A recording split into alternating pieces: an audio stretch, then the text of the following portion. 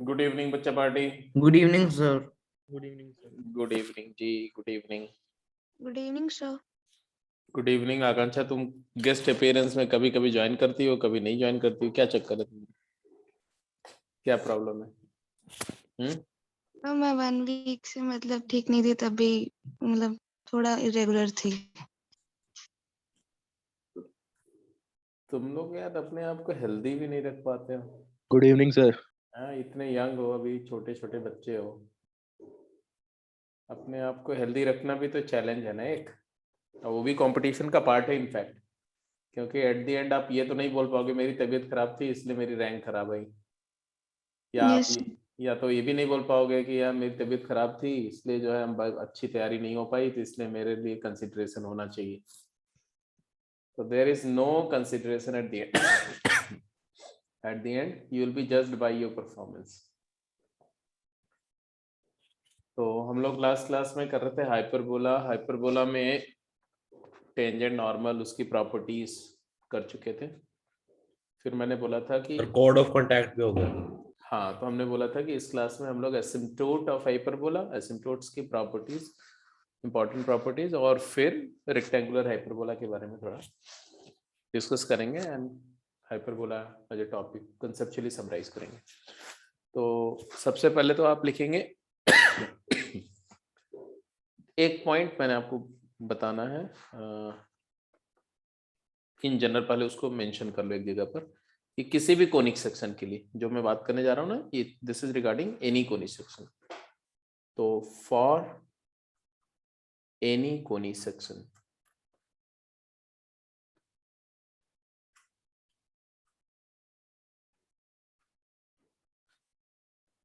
चाहे वो standard conic हो या जनरल कोनिक हो, मान लो कोनिक का कोनिक का एक्सप्रेशन है वही ax square plus 2hxy plus by square plus 2gx plus 2fy plus c। General 2fy plus c equal to 0। मान लो ये कोनिक है, तो यूजुअली चाहे वो पैराबोला रिप्रेजेंट करे, हाइपरबोला रिप्रेजेंट करे, सर्कल रिप्रेजेंट करे, व्हाटएवर, सर्कल भी हो सकता है, आपको पता है ये इलिप्स भी हो सकता है, और ये पैराबोला और हाइपरबोला को भी रिप्रेजेंट कर सकता है। किसी केस में हो सकता है पैराबोला हो सकता है किसी केस में वो ऐसा हाइपरबोलिक कर्व हो। तो हर एक केस में कोनिक का एक सेंटर होता है ना, सी, सेंटर ऑफ कोनिक। और सेंटर ऑफ कोनिक मतलब the point of intersection of diameter. तो पैराबोला का जो सेंटर होता है वो इन्फिनिटी पे लाई करता है, ठीक है, क्योंकि ये डायमीटर्स ऐसे होती है and they meet at infinity. और सर्कल का सेंटर कोई भी दो डायमीटर जो है वो यहाँ पर मीट करती है, तो ये होता है। तो हमें सेंटर का कोऑर्डिनेट कैसे मिलेगा? तो आप एक जगह नोट करके लिख दो, the centre of conic, centre of conic is obtained by solving the following pair of equation, following pair of equations.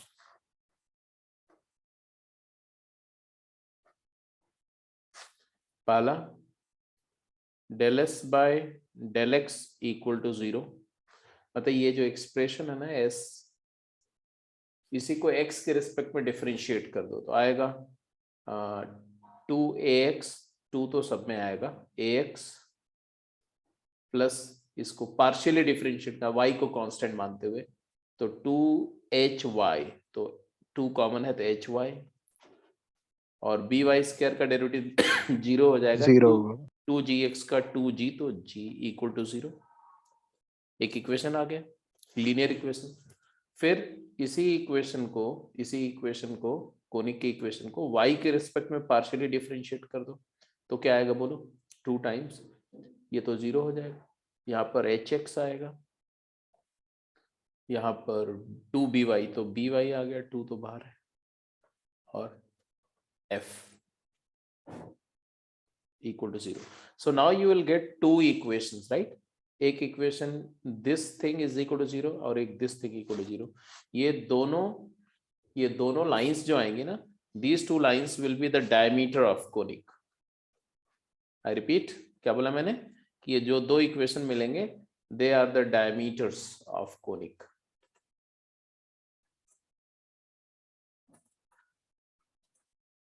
और इनको सॉल्व करो तो सॉल्विंग 1 and 2, सॉल्विंग इक्वेशन 1 and 2 we get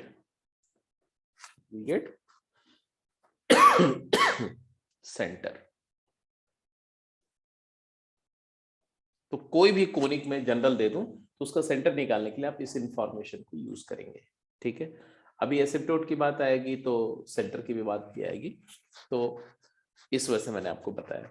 जैसे मान लो अगर कोई एक स्टैंडर्ड अगर मैं लेता हूं ऐसा, हाँ एक और बात लिखेंगे इन, ये नोट करके यहीं पर एक नोट करके भी लिख देंगे, in case of pair of line, ये भी लिख दो, in case of pair of line, अगर in case S equal to 0 is pair of straight line, then the center is point of intersection of the pair of line, point of intersection of POSL। ठीक है, तो ये सब points को आप याद रखेंगे। अब चलते हैं इक्वेशन पे। जैसे मान लो ऐसा कुछ दे दूं मैं, मान लो एक इक्वेशन दिया मैंने 2x square and minus 4xy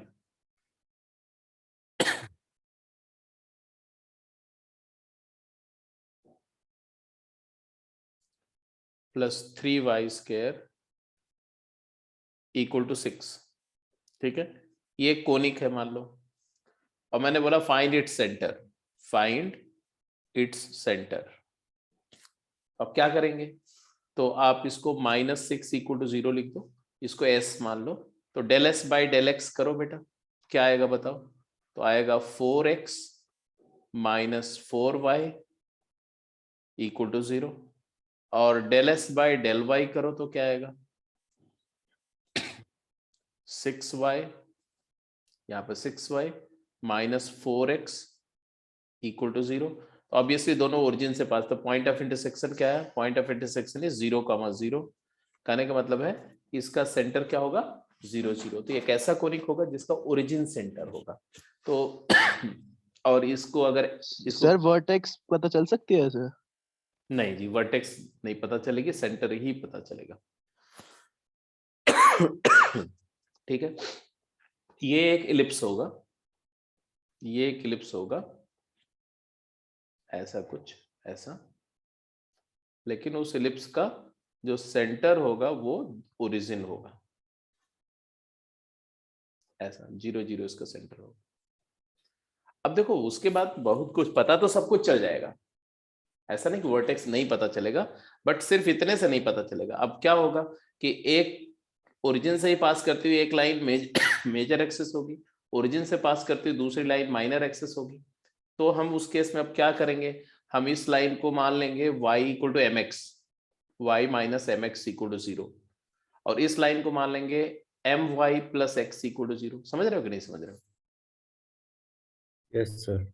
अब इसका इक्वेशन हम ऐसे लिख देंगे, y minus mx upon under root 1 plus m square, जो मैंने जनरल तरीका बताया था, whole square divided by a square plus my plus x divided by under root 1 plus m square का whole square by b square equal to 1 ellipse.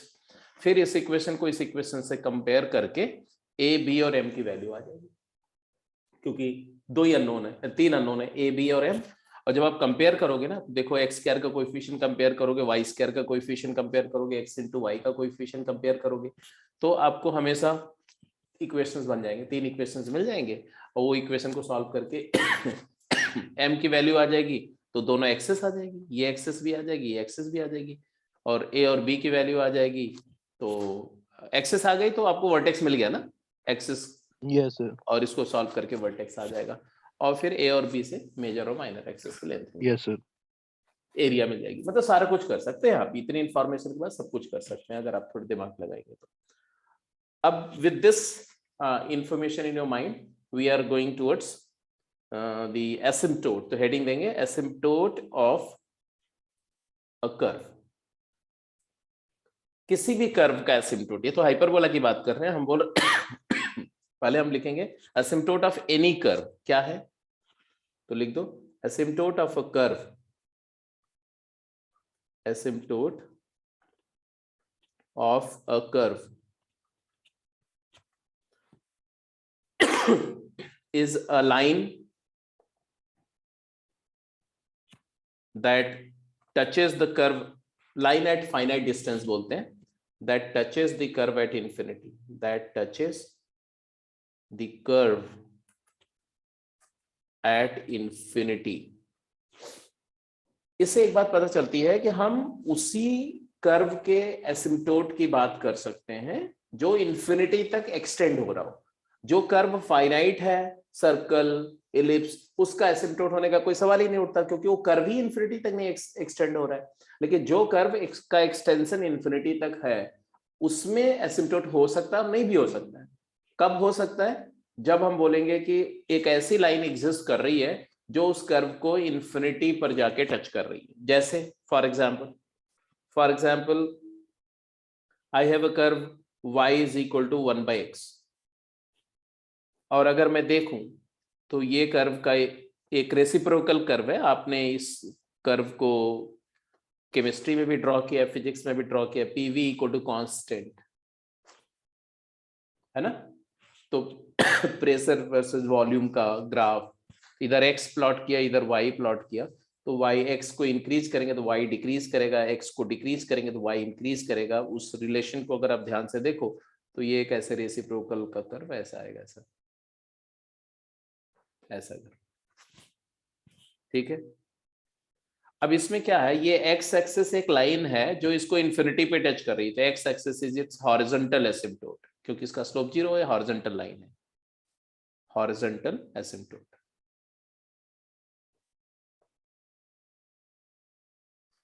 और y axis भी इसको infinity पे टच करेगी। मतलब जैसे जैसे आप कर्व के अलोंग इन्फिनिटी पे जाओगे तो इस लाइन से इसकी डिस्टेंस क्या होती जाएगी, कम होती जाएगी,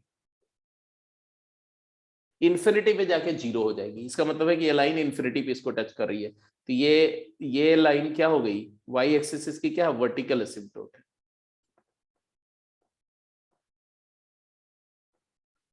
तो व्हाट इज एसिम्पटोट?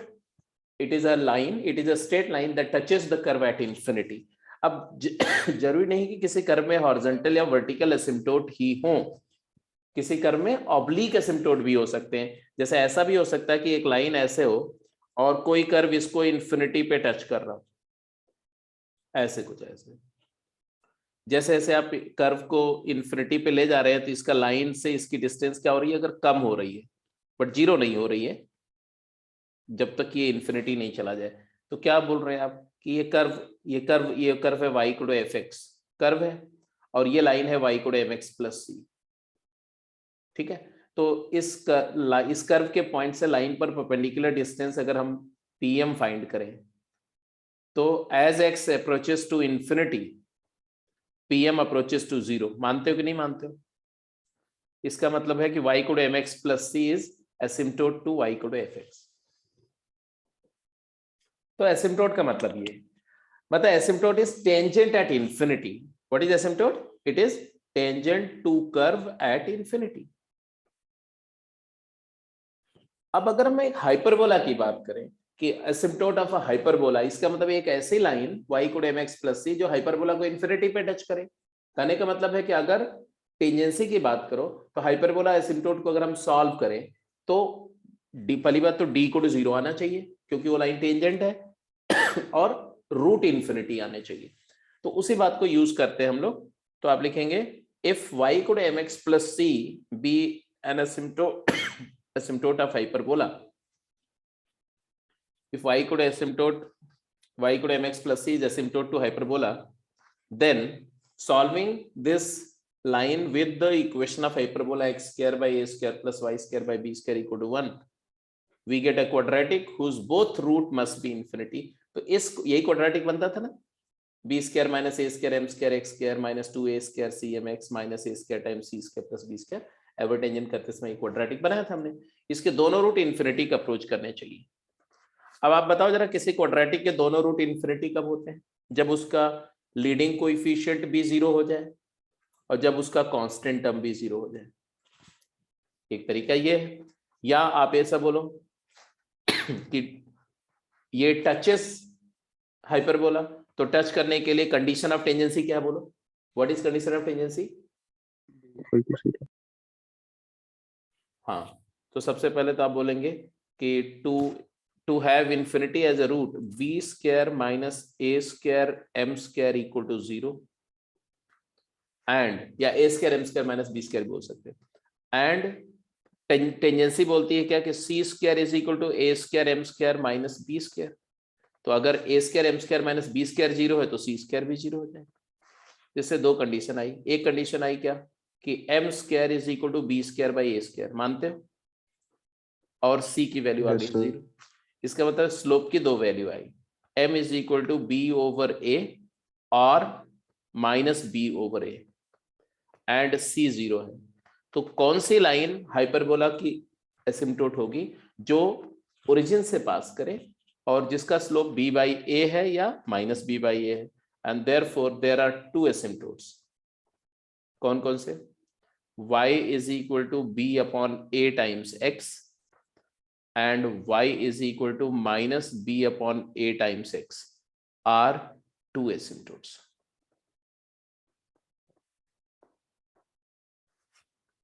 और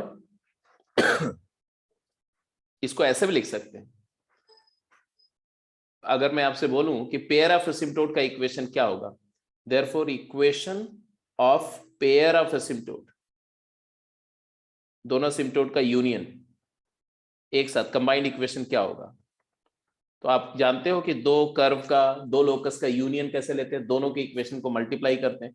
तो पहला जो इक्वेशन ये वाला है, ये एसिम्प्टोट का इक्वेशन जो है, इसको आप ऐसे लिख सकते हो कि नहीं, x upon a minus y upon b equal to 0, लिख सकते हैं कि नहीं इस वाले को?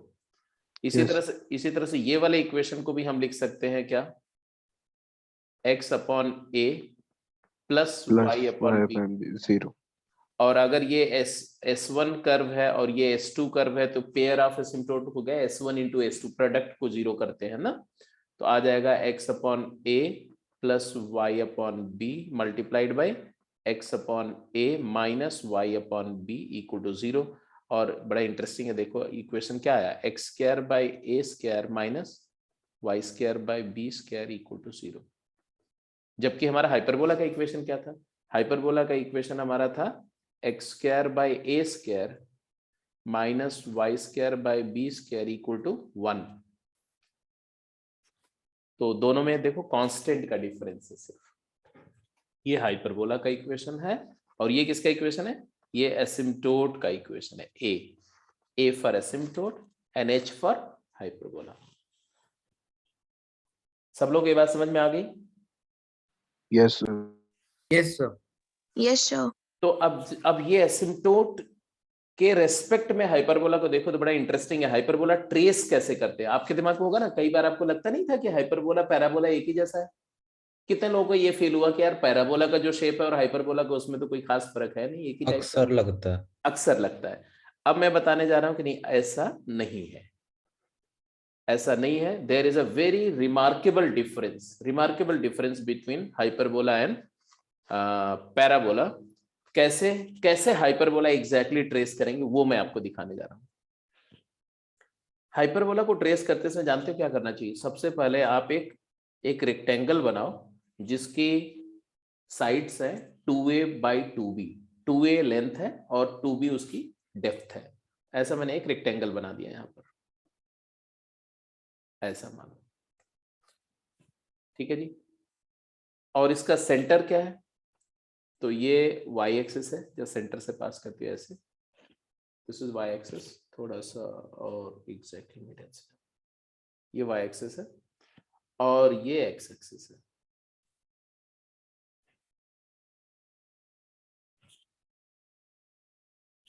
ऐसे मानो दिस इज एक्स एक्सिस।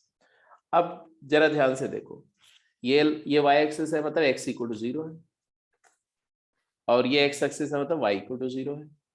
ये 0 0 है, ओरिजिन सेंटर जिसको बोलते हैं। अब ये कितना है ए, और ये कितना है, ये ए है और ये भी ए है, मतलब ये लेंथ 2a है। तो इस पॉइंट का कोऑर्डिनेट क्या होगा, ये वाला पॉइंट का कोऑर्डिनेट क्या होगा, a0 कैपिटल ए कॉमा 0, और इस पॉइंट का कोऑर्डिनेट क्या होगा, ये ए डैश पॉइंट है, माइनस ए कॉमा 0। क्या आपको लगता है ना कि यही हाइपरबोला की वर्टिसेस है? और ये पॉइंट का कोऑर्डिनेट कितना हो गया, 0 भी, 0, ये माइनर एक्सिस का सॉरी कॉन्जुगेट एक्सिस का पॉइंट है, और बी डैश क्या हुआ, 0 का माइनस बी। अब ये लाइन के बारे में आपका क्या ख्याल है, diagonal of this, the diagonal of this curve, इस कर्व की इस रेक्टेंगल के दो डायगोनल हैं, एक ये लाइन है, ये कौन सी लाइन है, एसिम्पटोट्स होंगे दोनों। ये x is equal to y. X equal to y नहीं है दादा, तुम हमेशा नशे में रहते हो बेटा केशव। ये y equal to b upon a x है, यस सर। और इसी तरह से इधर में एक और लाइन होगी जो y equal to minus minus b upon a x है।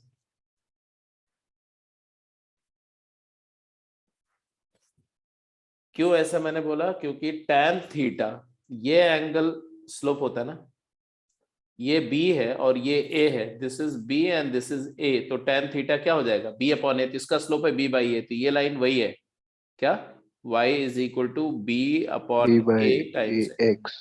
और ये वाली लाइन जो हमारी है वो है y is equal to minus b upon a x. तो कहने का मतलब समझे, हाइपरबोला कहां से, हाइपरबोला कैसे ड्रॉ होगा, तो हाइपरबोला का जो curve, as a curve hyperbola अगर मुझे ड्रॉ करना होगा तो what do, I will simply say that ये टेंजेंट, ये पॉइंट है वर्टेक्स, ये टेंजेंट एट वर्टेक्स है, इसी लाइन को टच करती हुई लाइन होगी जो इन्फिनिटी पे जाके इसी कर्व में मीट कर जाएगी लाइन में, मतलब ये जैसे जैसे इन्फिनिटी को जाएगी ये ऐसे उसके पास होती जाएगी एंड इन्फिनिटी पे जाके इसी में टच कर जाएगी। मतलब है कि ये थोड़ा सा कहानी इंटरेस्टिंग है, इसके पहले नहीं मीट कराना है।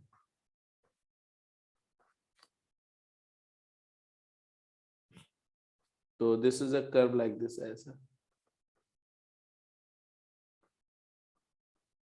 It will merge with this at infinity, and similarly इधर भी ऐसे होगा,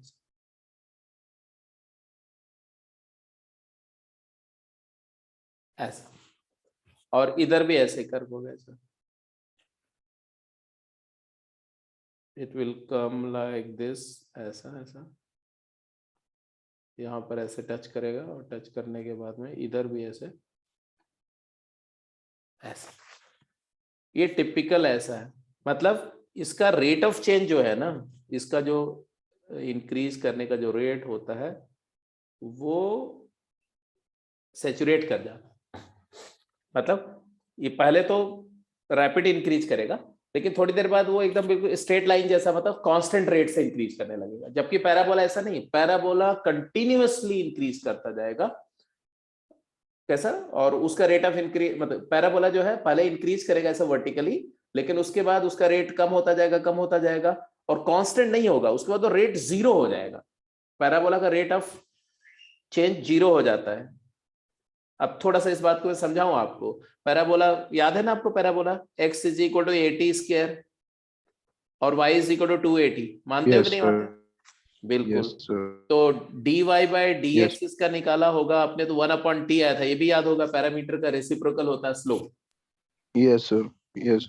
इसका मतलब है जब t इंफिनिटी को जाएगा तो स्लोप ऑफ टेंजेंट क्या हो जाएगी, 0। Yes sir. तो पैराबोला इंफिनिटी पर जाके पैराबोला क्या हो गया, वो इंक्रीज करना बंद हो जाएगा, वैसा हॉरिजॉन्टल हो जाएगा। Yes sir. लेकिन क्या इसके बारे में ऐसा बोलेंगे? नो, इसका इन्फिनिटी पे स्लोप क्या होगा? b अपॉन ए। इस पॉइंट पर स्लोप क्या है? इस पॉइंट पर स्लोप इसका इनफाइनाइट है, मतलब यहां पर वर्टिकली ऐसे राइज करेगा, इनफाइनाइट रेट से इंक्रीज करेगा। जैसे जैसे आगे जाके इसका इंक्रीज करने का स्लोप कम होता है, इसके इंक्रीज करने का रेट कम होगा, लेकिन जीरो कभी नहीं होगा, it will constantly go to infinity. तो ये हाइपरबोला की और पैराबोला में फंडामेंटल फर्क है। ठीक है, अब कुछ बातें, पेयर ऑफ एसिम्पटोट समझ में आ गया? पेयर ऑफ स्टेट एसिम्पटोट का इक्वेशन, तो अगर a है तो a आपने बोला x square by a square minus y square by b square equal to 0, और h क्या बोला आपने? h बोला x square by a square minus y square by b square equal to 1 था, तो -1 इक्वल टू 0। और कॉन्जुगेट हाइपरबोला कैसा होता है बेटा? सॉरी, कॉन्जुगेट हाइपरबोला का इक्वेशन याद है किसी को? X square by a square minus y square by b square +1 +1 equal to 0. And this is very interesting. If you observe, A is nothing but C plus H by H 2. No, by C 2, yes plus sir, H by 2. yes sir, इसका मतलब है कि अगर मैं expressions की बात करूं तो H and A and C are in AP. ए जो है ना एसिम्प्टोट का जो एक्सप्रेशन है वो कॉन्जुगेट हाइपरबोला और हाइपरबोला का अरिथमेटिक मीन है। और आपको नजर भी आना चाहिए कि हाँ ऐसा होता है जी, क्यों नहीं होना चाहिए, बिल्कुल ऐसा ही होना चाहिए, क्योंकि जो हम कॉन्जुगेट हाइपरबोला के बारे में बात कर रहे थे, तो कॉन्जुगेट हाइपरबोला क्या था जरा रिकॉल करो, मैंने बताया तो था यहीं से स्टार्ट होगा और इसको टच करते हुए इसी एसिम्प्टोट में से जाकर के मर्ज करेगा। ये है conjugate hyperbola, this is conjugate hyperbola, और उसका दूसरा ब्रांच यहां होगा ऐसा, ये कॉन्जुगेट हाइपरबोला है। c equal to 0,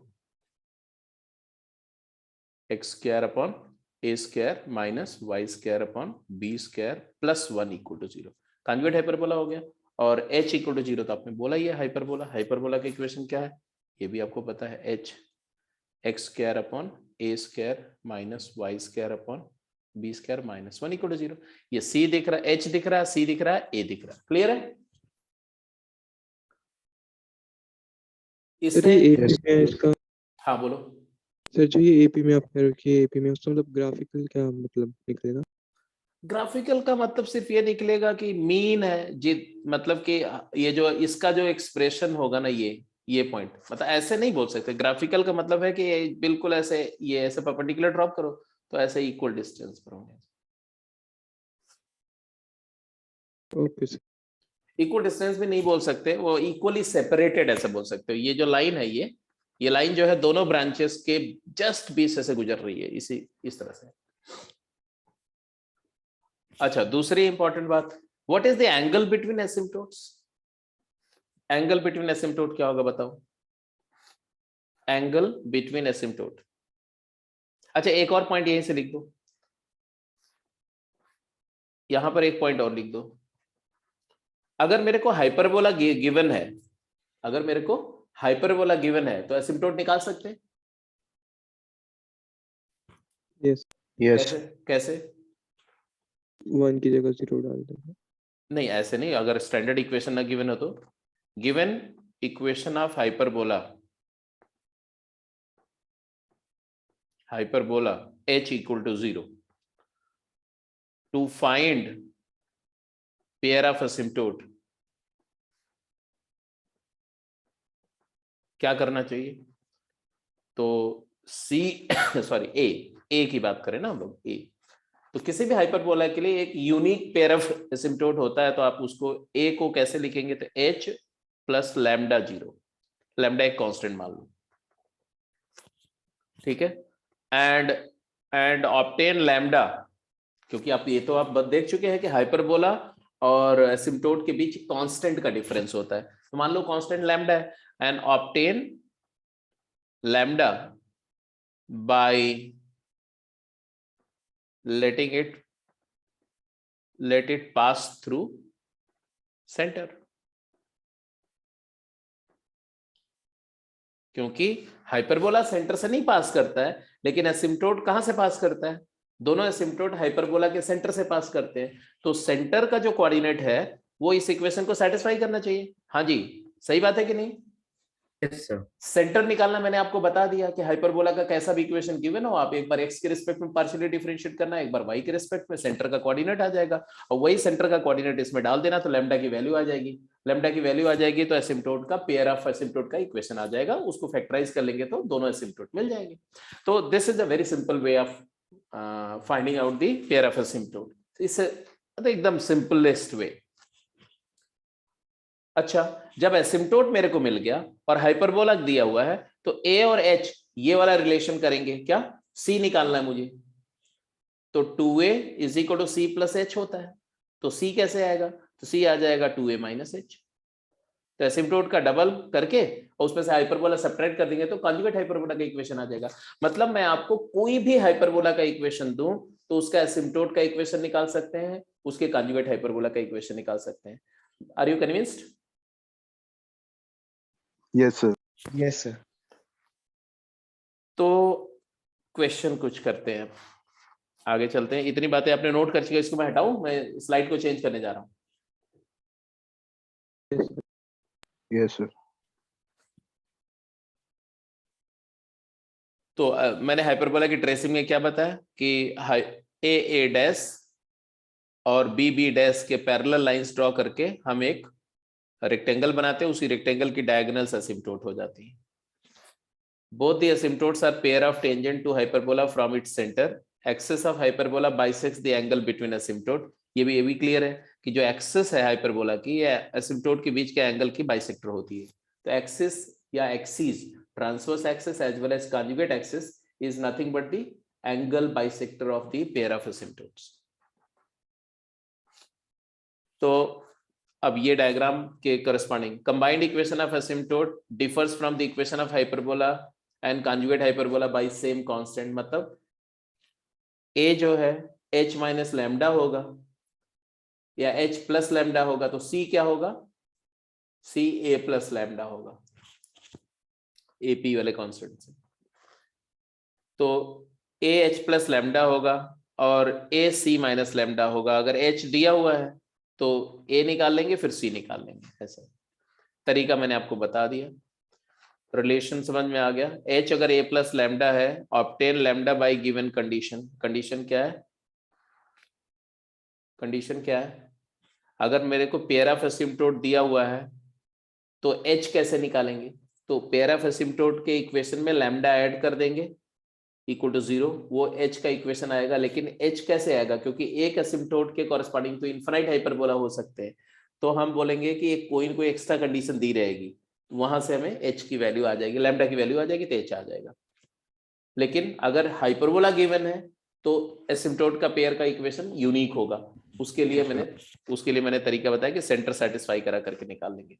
find the equation of standard hyperbola passing through the point -√3,3 having the asymptote as the straight line this and this. जल्दी करो, उस हाइपरबोला का इक्वेशन बताओ जिसके लिए ये पेयर ऑफ एसिम्प्टोट है और जो यहां से पास कर रहा। तो आपके पास दो लाइंस हैं, एक line y is equal to x√5 है, √5x, एक है -√5x, और उसके कॉरस्पॉन्डिंग हाइपरबोला का इक्वेशन बताना आपको।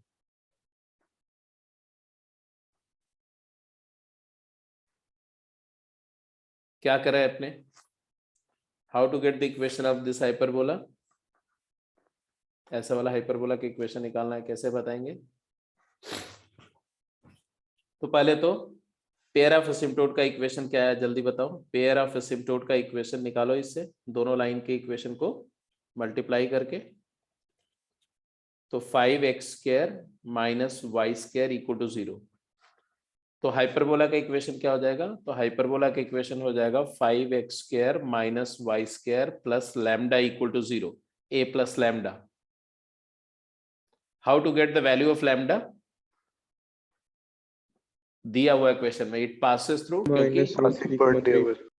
क्योंकि देखो समझो आप, इसी एसिम्प्टोट के लिए एक हाइपरबोला ऐसा भी हो सकता है, इसी हाइपरबोला को थोड़ा सा राइट की तरफ शिफ्ट कर दो तो ये भी कहीं ना कहीं थोड़ा और आगे जाकर के इसी लाइन को टच करेगा। तो अगर कोई आपसे बोले कि how many hyperbola can be there for a given pair of asymptote, तो क्या बोलेंगे आप? इन्फिनाइट।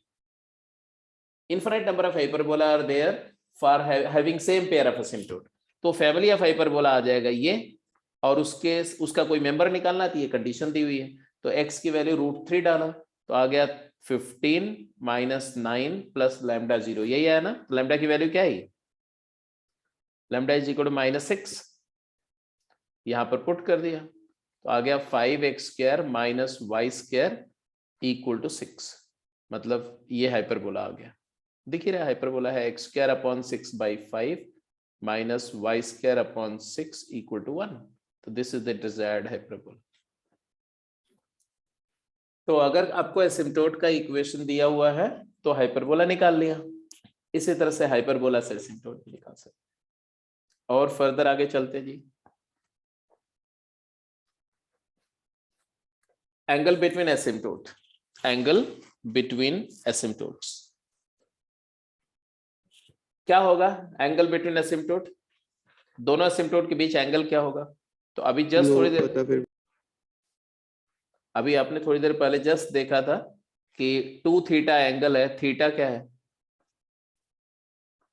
भाई? एक एसिम्प्टोट हमारा y = b/ax था, दूसरा एसिम्प्टोट -b/ax है। तो tan थीटा की वैल्यू क्या है? इनके बीच का एंगल ये टोटल 2 थीटा है, तो ये है थीटा। तो tan थीटा इज b/a। तो tan 2 थीटा क्या होगा बताओ? tan 2 थीटा हो जाएगा 2 tan theta upon 1 - tan² theta. Hello, सही है? Yes sir. तो 2b/a upon 1 - b² upon a²। तो आप जरा सिंप्लीफाई करके देखो तो ये आ जाएगा 2ab upon 1 a² - b²। 2 theta आ गया। तो 2 थीटा क्या आएगा? 2 theta is angle between asymptote, angle between asymptote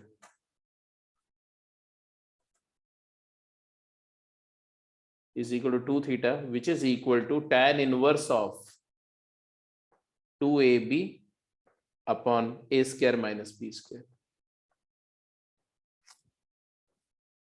तो ये एसिम्प्टोट के बीच, पेयर ऑफ एसिम्प्टोट के बीच का एंगल का फार्मूला हो गया। हालांकि इसको कैलकुलेट करने के लिए आपके पास और दूसरे तरीके भी हैं। सर वो स्लोप दोनों की थी, उससे भी निकाल सकते थे। हाँ, वो उससे भी यही आएगा, m2 - m1/1। हाँ सर वही मैंने पहले उसी से निकाला था सर, जब आपने बोला। ठीक है। अब यहाँ पर एक और बात ध्यान से रखो। आपको पता है कि एक्सेंट्रिसिटी E होता है, E² होता है 1 + b²/a²। होता है कि नहीं होता है?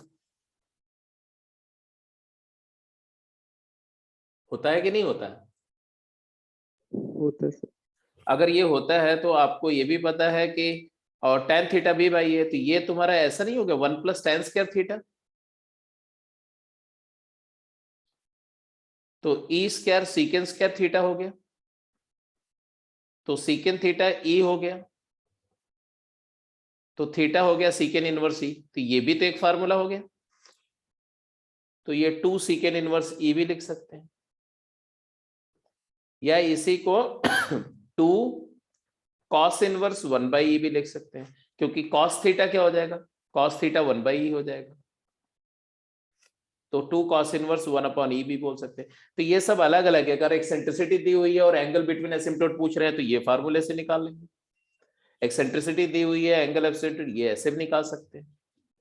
और tan इनवर्स के फॉर्म में जाओ तो भी आ जाएगा, यहां से भी आ जाएगा। इसको अगर कन्वर्ट करें E के फॉर्म में तो क्या लिखोगे जरा बताओ मुझे?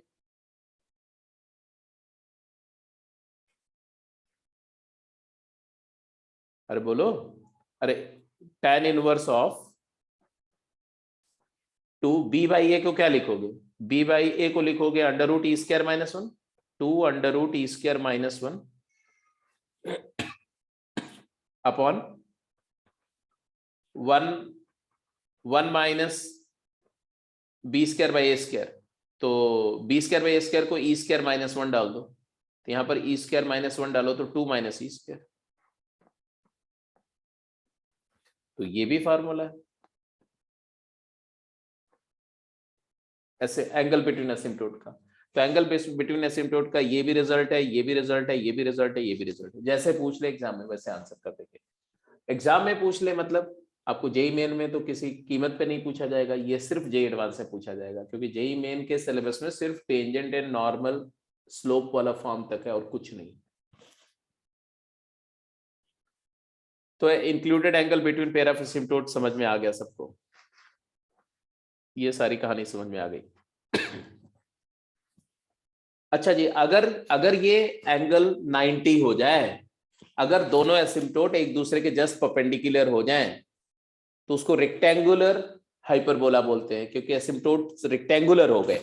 तो रेक्टेंगुलर हाइपरबोला मतलब when the asymptotes become perpendicular to each other, इसका मतलब थीटा 2 थीटा 90 हुआ तो थीटा 45 हुआ, तो tan थीटा 1 हो गया, तो b इक्वल टू a आ जाएगा।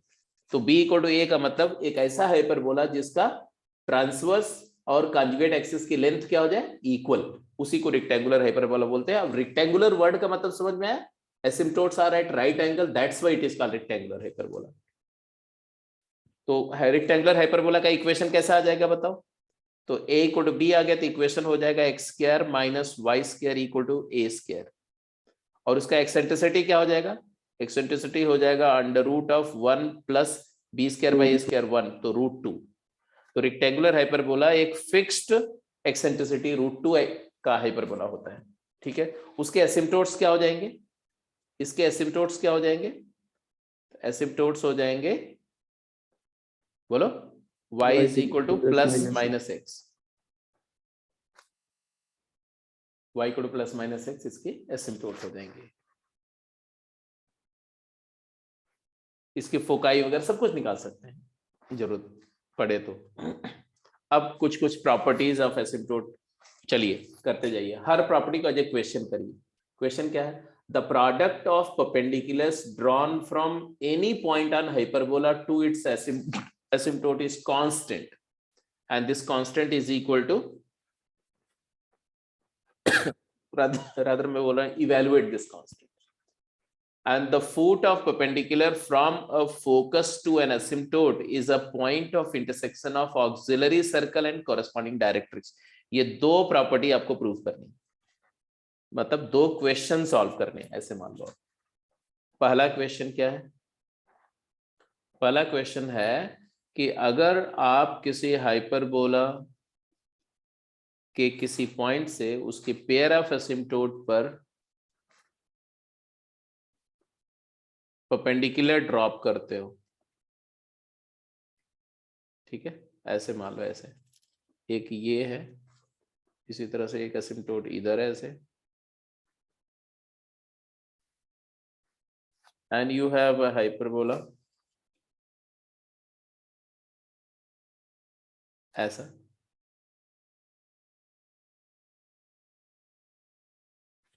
हाइपरबोला के किसी भी पॉइंट से, पॉइंट P ले लो, a secant theta b tan theta, इस पॉइंट P से आपने दोनों एसिम्प्टोट पर परपेंडिकुलर डिस्टेंस लिया, मतलब you drop a perpendicular here, let the length of perpendicular is p1, you drop a perpendicular here, let the length of perpendicular is p2। तो आपसे पूछा जा रहा है कि p1 और p2 का प्रोडक्ट कांस्टेंट होता है, ये प्रूफ करना है, ठीक है। और वो कांस्टेंट की वैल्यू क्या होगी ये बताना है आपको। हाइपरबोला का equation, you are taking standard x square upon a square minus y square upon b square equal to 1, ये हाइपरबोला है।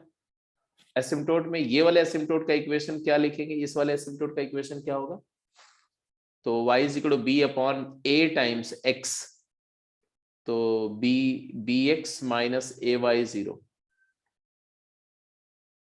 और ये वाला एसिम्प्टोट का इक्वेशन क्या है? bx plus ay0। किसी भी पॉइंट से परपेंडिकुलर डिस्टेंस लिखना आता है, तो what is p1? What is p1 into p2? p1 क्या होगा? ये पॉइंट है सब और ये लाइन है, परपेंडिकुलर डिस्टेंस लिखना है, बताओ जरा मुझे। x की जगह a सीकेंट थीटा, y की जगह b tan थीटा, तो क्या आएगा ab into secant theta minus tan theta divided by mod divided by under root a square plus b square. ये P1 हुआ। P2 क्या हो जाएगा, ये वाला डिस्टेंस इस पर, अब ये पॉइंट हो गया तो आएगा a secant ab secant theta plus ab tan theta, तो ab कॉमन लेके क्या आ रहा है बताओ, secant theta plus tan theta हो गया, mod divide by under root a square plus b square. I hope you got the answer. कुछ लोग आंसर आ Yes, चुका है sir. बस। ab a square b square secant square theta minus tan square theta 1 हो जाएगा, तो ये आ गया तुम्हारा a square into b square divided by a square plus b square. तो अगर आपसे ऐसे पूछें क्वेश्चन, इस तरह से पूछे, फॉर एग्जांपल क्वेश्चन पूछा है x square by 16 minus y square पर 9 equal to 1 and from a point P having abscissa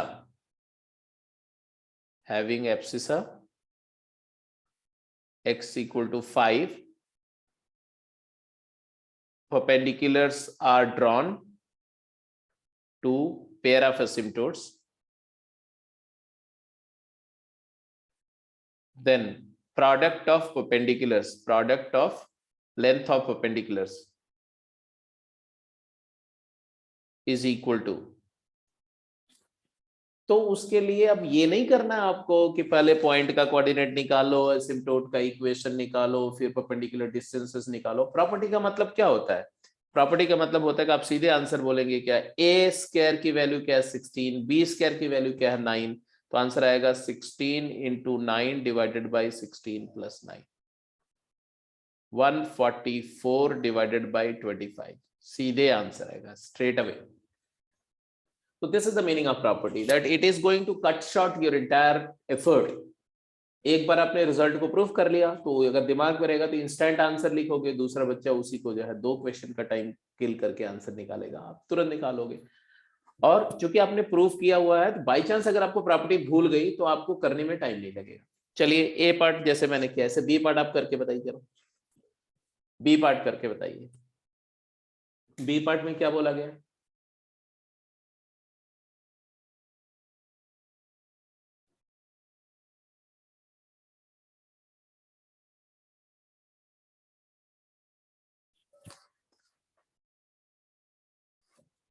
the foot of perpendicular from a focus to an asymptote is point of intersection of auxiliary circle and corresponding directrix। मतलब बोला जा रहा है कि अगर आप focus से एसिम्प्टोट पर परपेंडिकुलर ड्रॉप करते हो तो फूट ऑफ परपेंडिकुलर जो है वो डायरेक्ट्रिक्स पर लाई करेगा, इनफैक्ट वो डायरेक्ट्रिक्स और ऑक्सिलरी सर्कल का इंटरसेक्शन पॉइंट होगा। समझो क्या बोला जा रहा है,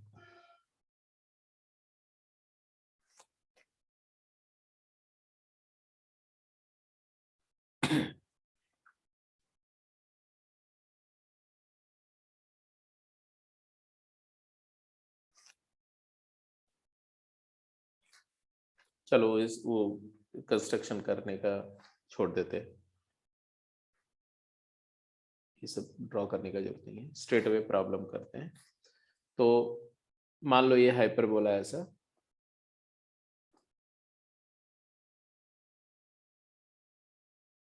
ऐसा हाइपरबोला है और यहां पर इसकी इधर भी ऐसा ब्रांच होगा, I am not much concern. यहां पर इसका कहीं फोकस होगा, ये टेंजेंट एट वर्टेक्स है, यहां कहीं इसका ये होगा क्या, बोलो, यही तो ऑक्सिलरी सर्कल होगा। ऐसा auxiliary circle is some somewhere like this as a, this is auxiliary circle.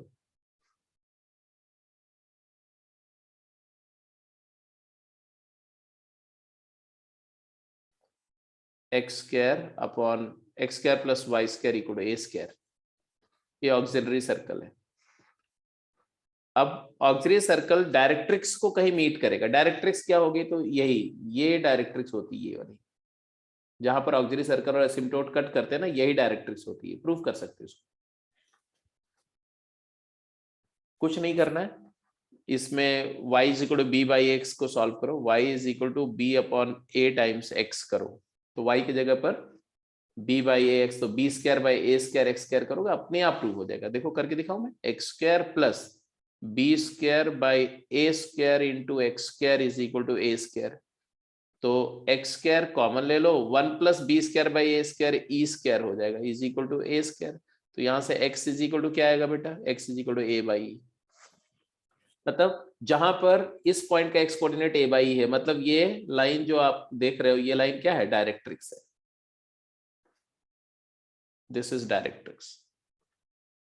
अब हमें क्या प्रूफ करना है? प्रूफ करना है, या ऐसे सोचो, ये प्रॉपर्टी बोलती है कि इसी पॉइंट को अगर यहां पर इसी ऑक्सिलरी सर्कल की टेंजेंट ड्रॉ कर दो यहीं से, तो वो टेंजेंट, ऑब्वियस सी बात है, वो टेंजेंट एसिम्पटोट क्या है? एसिम्पटोट उसका ऑक्सिलरी सर्कल का डायमीटर है, टेंजेंट हो गई, तो ये परपेंडिकुलर हो गया, और ये जहां ट्रांसवर्स एक्सिस को मीट करेगी यही फोकस होता है, A0।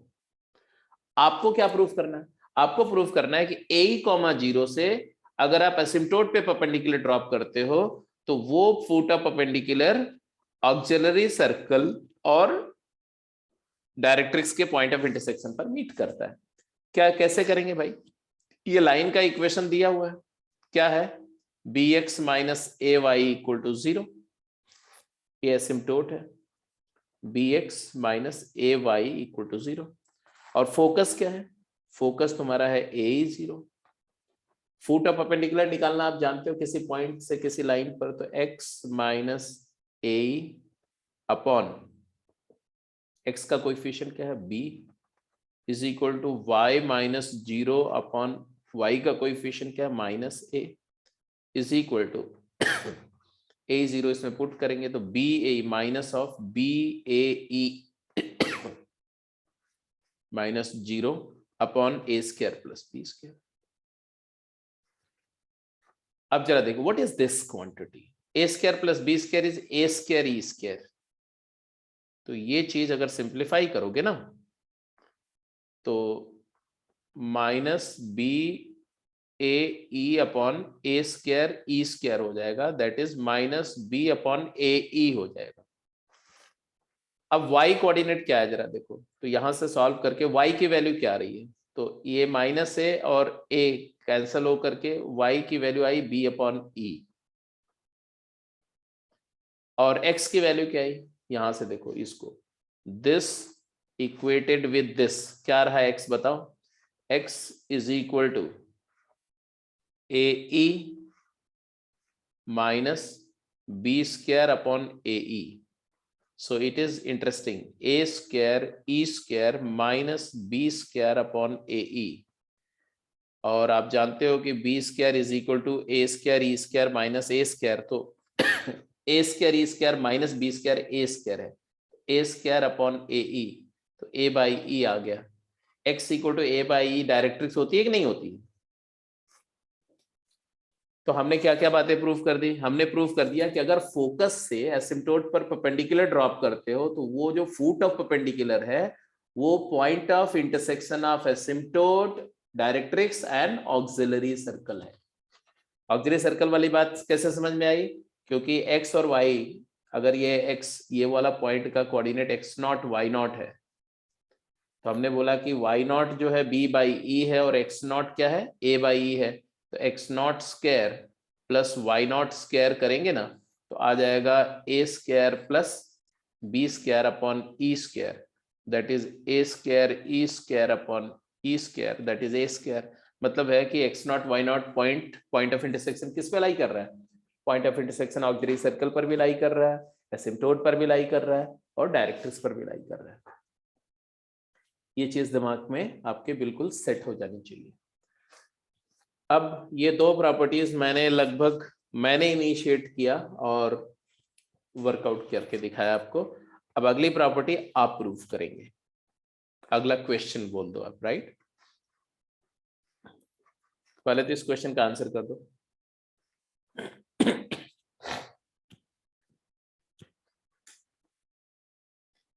या पहले एक प्रॉपर्टी प्रूव करो, फिर इस पर आएंगे।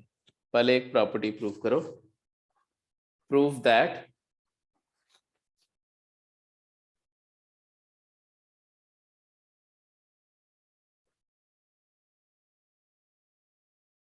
any tangent of hyperbola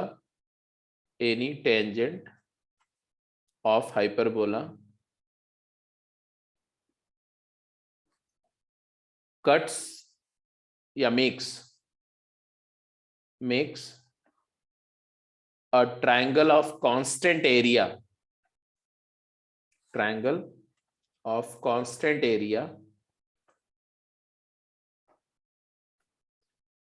with the pair of asymptotes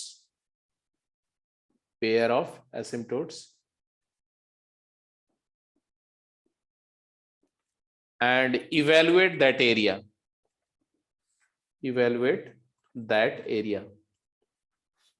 चलिए जी, ये प्रॉपर्टी आप एज ए क्वेश्चन है, प्रूफ करके बताइए। मतलब हाइपरबोला की कोई भी टेंजेंट लेनी है, मैं सिर्फ आपको सिचुएशन समझा दे रहा हूं, बाकी करना आपको है। हाइपरबोला की दो एसिम्पटोट होगी, मान लो एक एसिम्पटोट ये है और हाइपरबोला की दूसरी एसिम्पटोट ये वाली लाइन है,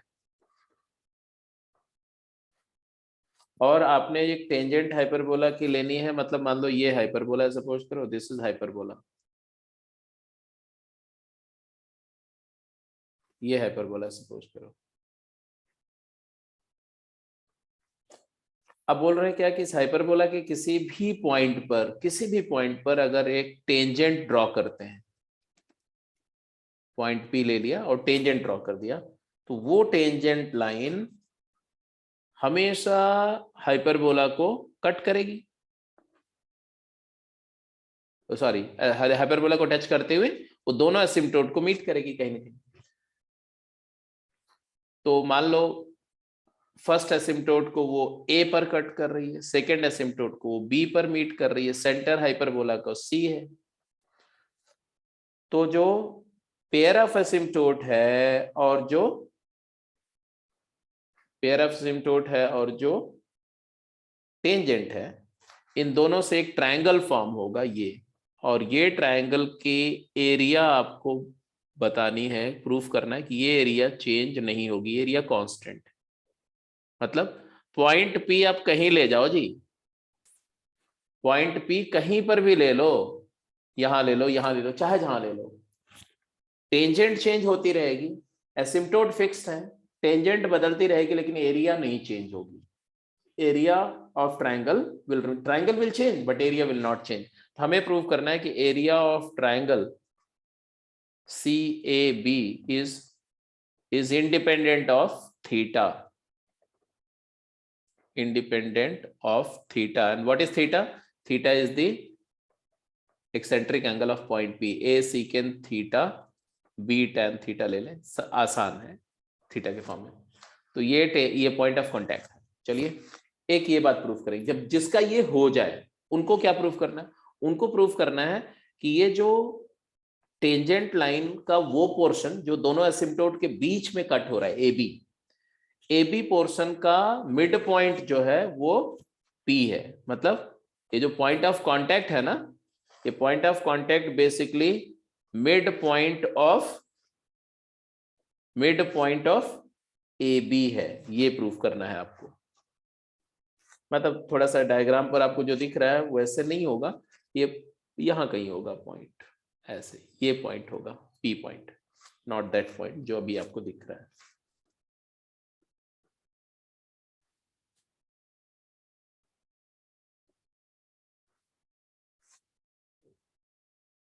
This is the point of contact.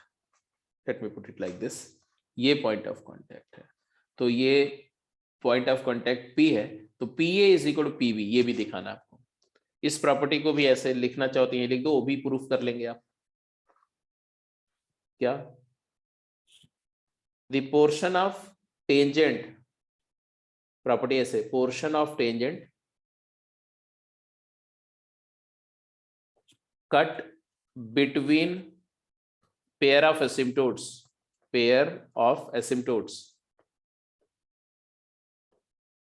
किसी भी टेंजेंट के बारे में बात हो रही है, is always bisected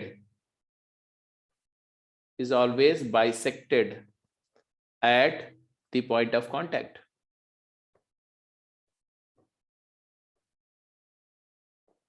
मतलब point of contact of tangent bisects the portion of tangent which is intercepted between the pair of asymptotes.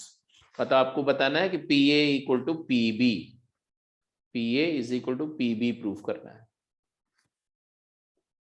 चलिए जी करिए क्वेश्चन, ये दोनों क्वेश्चन को करके बताइए फटाफट जल्दी से। I will wait, 5 minute time है दोनों पार्ट को प्रूफ करने के लिए आपके पास में। 5 मिनट में अगर आप कर जाते हैं, 5 क्या 6 मिनट भी ले सकते हो, 7 मिनट भी ले सकते हो, बट उतने में आपका प्रूव हो जाना चाहिए। इंटरेस्टिंग है दोनों क्वेश्चन। Yes, sir. क्या किया बताओ, पहले केस में क्या किया? सर मैंने सबसे पहले तो ए और बी के वो पॉइंट ऑफ इंटरसेक्शन निकाल दिए, सिंपल से ही आते हैं। बिल्कुल सिंपल से आते हैं। पहले तो नहीं, पार्ट 1 की बात करो, पार्ट 2 की बात कर रहे हो, ये वाली प्रॉपर्टी की बात कर रहे हो ना पहले? यस सर, चाहे वो कर लो या फिर 2 भी, मतलब पेयर ऑफ वो पॉइंट्स निकाल लेंगे फिर वो तो सीधा ही आ जाएगा। तो टेंजेंट का इक्वेशन क्या है? x upon a secant theta minus y upon b tan theta is equal to y upon b tan theta equal to 1। और ये लाइन का इक्वेशन ये वाली लाइन का इक्वेशन क्या? ये एसिम्पटोट का इक्वेशन है x upon a minus y upon b equal to 1, 0। ठीक है, और इन दोनों को सॉल्व करना में, ये t है और ये एसिम्पटोट, फर्स्ट एसिम्पटोट। दोनों को सॉल्व करने के लिए भी देखो बहुत स्मार्टली सॉल्व कर सकते हैं आप। क्या करो, y अपॉन b को x अपॉन a डाल दो, y अपॉन b की जगह x अपॉन a डाल दो, तो आया x कोऑर्डिनेट क्या आया? x कोऑर्डिनेट ऑफ a क्या आएगा? a by second theta minus tan theta. हाँ, तो x अपॉन a कॉमन हो जाएगा और a upon sec minus tan, यही आएगा ना? Yes sir. a upon sec theta minus tan theta, but इसको ऐसे भी मत लिखो 1 upon sec minus tan, 1 upon sec minus tan होता है सीकेंड प्लस tan, तो a times सीकेंड theta plus tan theta लिख सकते हो, sec theta plus tan theta, चलेगा? Yes sir. तो मैंने जब x कोऑर्डिनेट a निकाला तो y कोऑर्डिनेट a भी आ गया। b बाय, हाँ, x coordinate a is equal to आया a times सीकेंड theta plus tan theta, और y कोऑर्डिनेट निकालने के लिए हमें क्या करना चाहिए? तो y is equal to b upon a x है, देखो b upon a times x है, तो b बाई a से मल्टीप्लाई कर दो, तो b अपॉन a से मल्टीप्लाई करोगे तो y कोऑर्डिनेट आ जाएगा, y a क्या आएगा बोलो? b times सीकेंड theta plus tan theta, हाँ या ना? Yes sir. ऐसे अब जब b पॉइंट का कोऑर्डिनेट निकालोगे, है ना, तो ये इस वाले एसिम्पटोट का इक्वेशन है x upon a plus y upon b 0, तो y अपॉन b को माइनस x अपॉन a डालोगे टेंजेंट के इक्वेशन में, तो टेंजेंट के इक्वेशन में जब डालोगे y अपॉन b की जगह तो x upon a secant theta और माइनस y बाई b को x अपॉन a डालोगे yes sir. Plus x upon a tan theta equal to 1, तो x की वैल्यू क्या आएगी? तो x कोऑर्डिनेट ऑफ b क्या आएगा? ये आएगा a upon secant plus tan, secant theta plus tan theta, तो हमने यहाँ लिख दिया x coordinate of b is equal to a times secant minus tan, बोलो हाँ या ना? Yes sir. और y कोऑर्डिनेट ऑफ b क्या आ जाएगा? तो माइनस b बाई a से मल्टीप्लाई करो, तो b into minus b into secant plus tan, secant minus tan। Yes. अब जरा देखो ये वाला पॉइंट तो 0,0 है, अब मेरे को ये पॉइंट का कोऑर्डिनेट पता है, ये पॉइंट का कोऑर्डिनेट पता है, ये पॉइंट का कोऑर्डिनेट पता है, तो आपको ये पता चल गया ना कि एरिया क्या होगी? एरिया क्या होगी बोलो? एरिया ऑफ ट्राइंगल CAB या OAB क्या होगा? इट इज 1/2 टाइम्स, डिटर्मिनेंट से लिख दो, परपेंडिकुलर निकाल के भी आया। जरूरत नहीं है, मैं डायरेक्टली निकाल देता हूँ। 0 0 1 and XA YA 1 and XB YB 1। आप वहां से भी कर देंगे, स्टेयर फार्मूले से भी आ जाएगा, डोंट वरी। अब इसको अगर फर्स्ट रो से एक्सपेंड करोगे तो 1 into, तो ये सीधे सीधे आएगा मॉड मैग्नीट्यूड ऑफ दिस आ जाएगा 1/2 टाइम्स मॉड क्या आएगा? XAYB minus XBYA। आप स्टेयर फार्मूले से भी कर सकते हैं सेम। अब XA और YB, X coordinate of A multiplies to Y coordinate of B, जरा मल्टीप्लाई करके देखो क्या आएगा। कर लो भाई, इसको इससे मल्टीप्लाई करो, माइनस AB आया। और Y coordinate of A X coordinate of B से मल्टीप्लाई होगा, तो इसको प्लस AB इससे मल्टीप्लाई करो तो AB आया, तो माइनस AB। तो आंसर क्या आ गया? AB। मतलब किसी भी टेंजेंट और पेयर ऑफ एसिम्प्टोट से जो ट्रायंगल बनेगा उसकी जो एरिया होगी वो सेमी ट्रांसवर्स एक्सिस और सेमी कॉन्जुगेट एक्सिस का प्रोडक्ट होगी। That's it. तो ये आपको याद रहना चाहिए।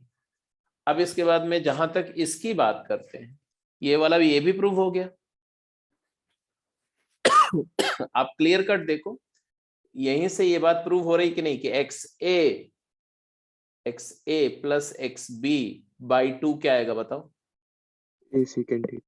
हाँ, XA और XB का हाफ करोगे तो A सीकेंट थीटा आएगा, और YA प्लस YB बाई 2 करोगे तो क्या आएगा? ये आएगा YA प्लस YB बाई 2। ये देखो, तो B tan थीटा है ना, minus B secant B tan theta. इसका मतलब क्या हुआ? इसका मतलब हुआ कि P point of contact is mid point of AB। ये भी प्रूव हो गया। तो दोनों एक साथ प्रूव हो गए, दोनों प्रॉपर्टीज एक साथ आपने हैंडल कर दी और स्टैब्लिश कर दी। क्लियर है जी? डन? Yes sir. तो ये कुछ एसिम्प्टोट्स की प्रॉपर्टीज थी। एक क्वेश्चन ये है, जरा आंसर कर दो।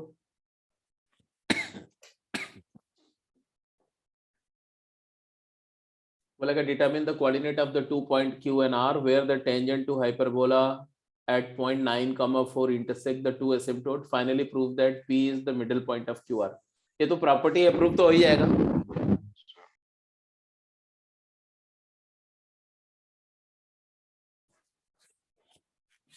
ये तो बिकॉज बाय प्रॉपर्टी तो तुम्हें पता ही है कि ये प्रूव हो जाएगा ना। अब एज ए क्वेश्चन करना हो इस क्वेश्चन को, तो आप क्या करोगे? आपको ये पता है कि एसिम्प्टोट का इक्वेशन क्या होगा?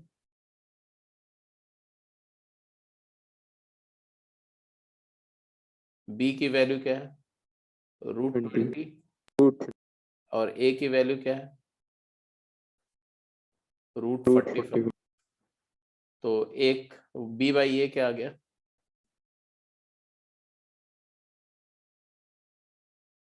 2/3। तो एक एसिम्प्टोट तो तुम्हारा है y is equal to 2/3x, और एक एसिम्प्टोट तुम्हारा है y is equal to minus 2/3x। Tangent का इक्वेशन क्या आएगा? टेंजेंट का इक्वेशन निकालोगे 9,4 पर निकालोगे ना, तो 9x by 45 minus 4y upon 20 equal to 1। तो x minus y equal to 5 आ गया। ये टेंजेंट आ गई। तो आप वो पॉइंट निकाल सकते हो जहां पर टेंजेंट और हाइपरबोला की टेंजेंट और एसिम्प्टोट जहां मीट कर रही है।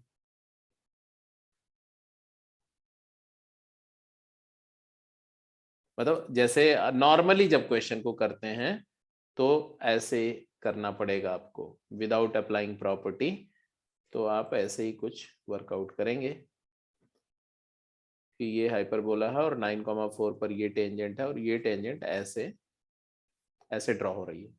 तो ये पॉइंट तो तुमने बता दिया कि 9,5 है, 9,4 है, और ये पॉइंट आप निकाल दो और ये पॉइंट निकाल दो, तो ए पॉइंट और बी पॉइंट आप निकाल लेंगे। y is equal to 2/3x इसमें डाल क्या आ जाएगा, x minus 2/3x is equal to 5, तो x इज इक्वल टू 15, तो ये 15 कॉमा x को 15 डालो तो y 10 आएगा, और इसमें क्या आएगा जरा बताओ, तो y is equal to minus 2/3x डालेंगे इसमें, तो 1 + 2/3 हो जाएगा, तो 5/3, तो 3 आएगा, 3 कॉमा बोलो -2 y कोऑर्डिनेट -2 आएगा यार, प्लस कैसे आएगा? माइनस ही बोले सर। अच्छा माइनस बोला है, तो अब ये से बात है कि mid point of A B is clearly 15 + 3 18/2 is 9 and 10 - 2 8/2 is 4 9,4। तो हमेशा ये मिलेगा कि the point of contact bisects the portion of tangent which is cut between the pair of asymptote। तो ये this is always true। और यहाँ से एरिया, ये ट्राइंगल के एरिया भी निकालने के लिए पूछ सकते हैं तो भी निकाल सकते हैं। एनीवे ये क्वेश्चन, अच्छा अब ये हाइपरबोला चाहे जनरल हो चाहे स्टैंडर्ड हो, सबके लिए प्रॉपर्टी जो स्टैंडर्ड के लिए ट्रू है वो हर एक हाइपरबोला के लिए ट्रू है, because this is the property. जो इंक्लाइंड हाइपरबोला होगा तो क्या होगा, रोटेशन ऑफ एक्सिस करके उसको स्टैंडर्ड बना लेंगे, तो हर हाइपरबोला के लिए ये सारी प्रॉपर्टीज होल्ड करेंगी। मतलब जो कोनिक सेक्शन की स्टैंडर्ड कोनिक्स की प्रॉपर्टी आप पढ़ रहे हैं, this is extended to all kind of conic sections, वो चाहे स्टैंडर्ड हो या नॉन स्टैंडर्ड हो। तो ये प्रूफ कर दिया, the portion of any tangent to hyperbola intercepted between the asymptote is bisected at the point of contact. Any tangent to hyperbola makes a triangle with asymptote a triangle of constant area, ये भी proof कर दिया आपने। चलिए question करिए, थोड़ा सा जल्दी जल्दी आंसर करिए।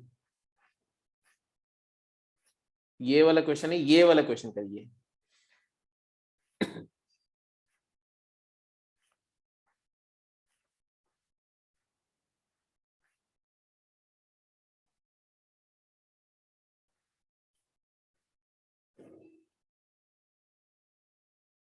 या चलो पहले इसी को करो, कर सकते हो? अब तो दूसरा शुरू कर। पहला वाला कर सकते हो? पता नहीं सर।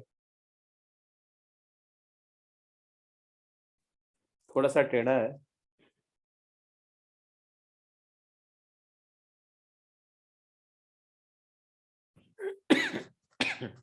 दूसरा वाला तो ठीक है, बोल रहे हैं equation of hyperbola which asymptotes are straight line this and this which passes through, ये तो वैसे ही क्वेश्चन a है plus lambda टाइप से।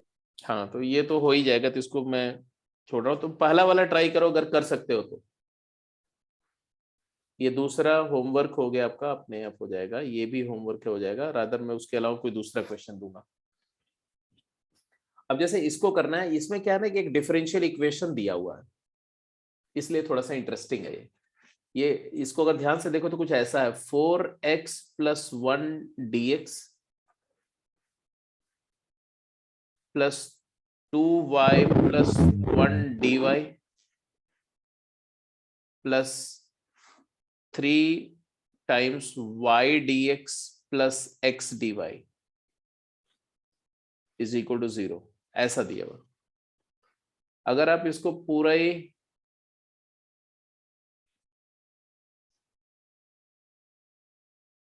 ऐसा कर दो कि अगर आप इंटीग्रेट कर दो इसको ना,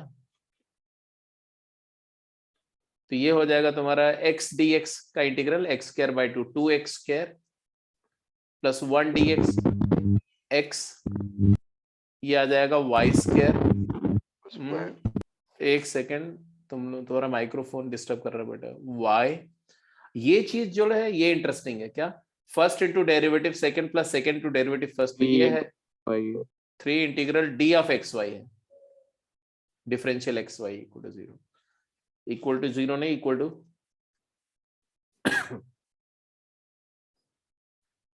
सी है। हाँ जी, तो यहां से आएगा तुम्हारा क्या, 2x² plus y² plus x plus y plus 3xy equal to C.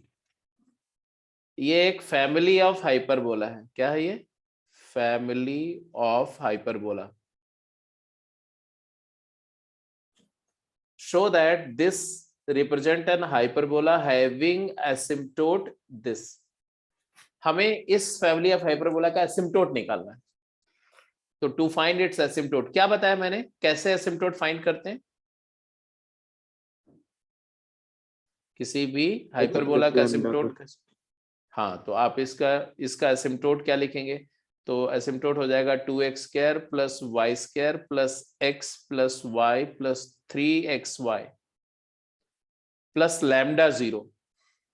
C plus constant किया तो लैम्डा ही आ गया, मान लो लैम्डा 0। और लैम्डा कैसे इवेलुएट करेंगे? लैम्डा इवेलुएट करने के लिए क्या करेंगे? तो इस कर्व का पेयर ऑफ इक्वेशन चाहिए ना इसका, तो इसका del S by del x क्या आएगा?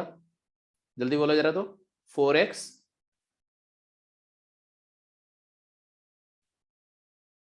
अरे बोलो प्लस 3y प्लस 1 0।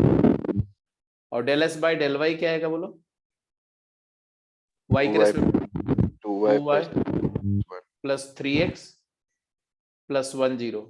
ये दोनों लाइंस का पॉइंट ऑफ इंटरसेक्शन क्या है जरा बताओ? ये सेंटर ऑफ हाइपरबोला। हाँ, कितना?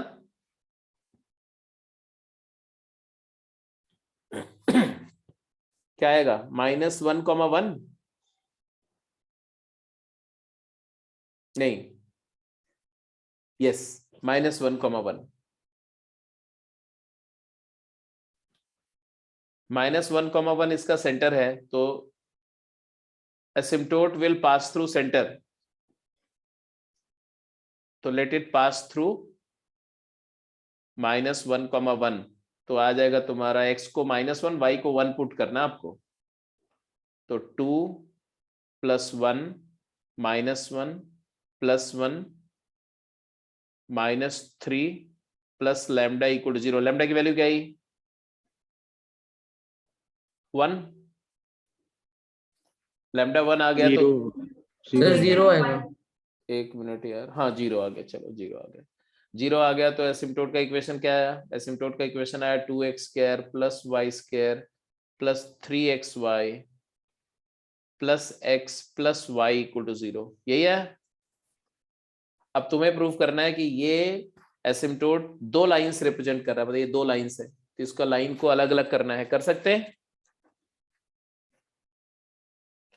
इसको फैक्टर कर लो बेटा, इस वाले को, इतने को। वैसे लाइंस को रिप्रेजेंट करने का तरीका मैंने थ्योरी ऑफ इक्वेशन करते समय बताया था। y में क्वाड्रेटिक है, सीधे सॉल्व कर लो तो वहां से भी दोनों लाइन आ जाएगी, या मैं इसको सीधे फैक्टर कर रहा हूं। देखो ये जो है ना, ये एक्सप्रेशन मैं पूरा उसी मेथड से फैक्टर करके बता रहा हूँ, सो दैट आपको हमेशा के लिए याद भी रहे। तो मैं ऐसा लिख रहा हूँ y² plus 3x into y plus नहीं 3x plus 1 into y, 1 plus 3x into y plus 2x² plus x 0। ये क्वाड्रेटिक है, तो y के लिए सॉल्व करो तो y इज इक्वल टू क्या आएगा? -1 प्लस 3x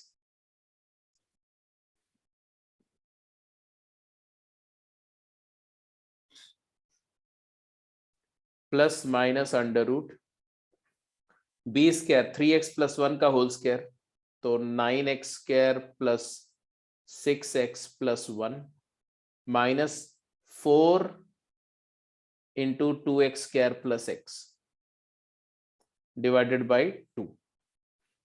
अब यहां से दोनों लाइंस का इक्वेशन मिल रहा है। 1 मिनट का टाइम दो, मैं कैलकुलेट करके दिखा रहा हूं आपको। यहां देखो, ये 9x² में से 8x² गया, तो रूट के अंदर क्या रहा है वो मैं बता रहा हूँ। -1 -3x प्लस माइनस रूट के अंदर क्या रहा है? x² plus 2x plus 1, x plus 1 का होल स्क्वायर डिवाइडेड बाई 2, तो ये x प्लस 1, तो आपके पास क्या आया, negative of 3x plus 1 plus minus x plus 1 divided by 2, ये y आ रहा ना, तो 2y इज इक्वल टू क्या आ रहा है, एक बार प्लस साइन लो तो क्या आएगा, प्लस साइन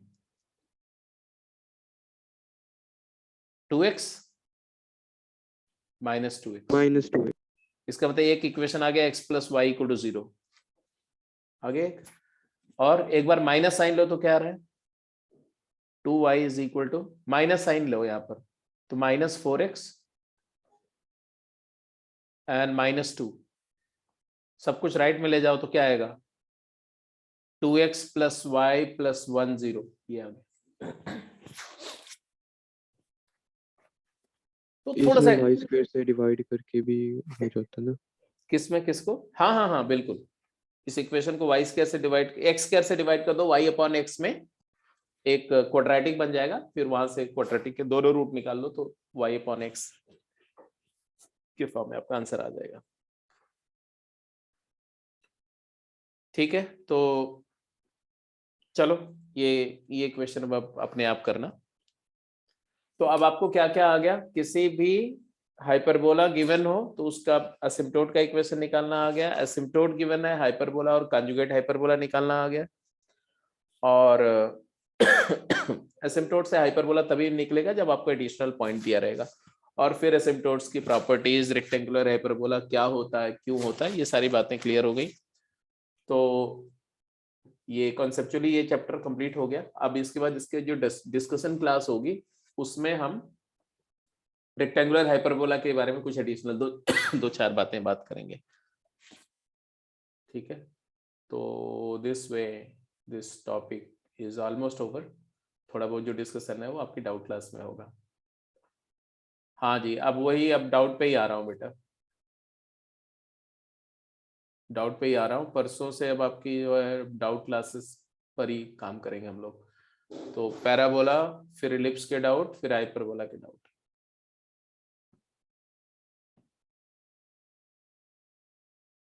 नहीं, बहुत सारे तो नहीं हुए अभी भी, क्योंकि मेहुल ने और तुमने जो थोड़ा बहुत भेजे हैं और किसी ने तो अभी तक नहीं भेजा हुआ।